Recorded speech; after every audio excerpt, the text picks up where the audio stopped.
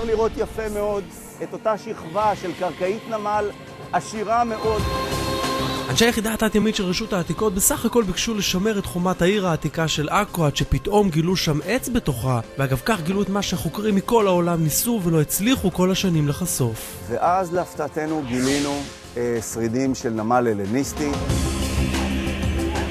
שרידי הנמל ההלניסטי בעכו גילו בפעם הראשונה את מקומו המדויק של הנמל העתיק המפואר שנתן לעכו את מה שהפך אותה ברבות הימים לאתר מורשת עולמי. יש לנו רציפים, אתם רואים פה את אחד הרציפים. יש לנו שרידים לאורך כל תחתית החומה של נמל הלניסטי.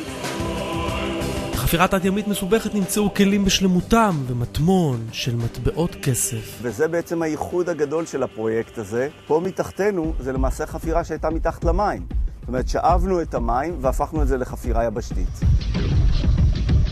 הגילוי הזה גם שופך אור על היחידה הזאת שהקימה רשות העתיקות, החופרת את ההיסטוריה ונוגעת בעבר עמוק עמוק מתחת לפני הים. אנחנו צריכים להתמודד עם גלי ים, עם גלי חוף, עם זרמים, כך שזה מסרבל את החפירה, מסבך אותה. ב-20 השנה האחרונות חשפה היחידה כ-30 ספינות עתיקות. הצילומים האלה בוצעו על ידי אנשי היחידה לארכיאולוגיה תת-ימית והם מתפרסמים כאן לראשונה. אוקיי, אפשר להתחיל להוריד. תרחיקו את זה מהדופק. חפירות מורכבות החושפות את הסודות שידע הים הגדול לשמור אלפי שנים. רשות העתיקות היא הגוף היחידי שעד היום ביצע חפירה בים העמוק גם.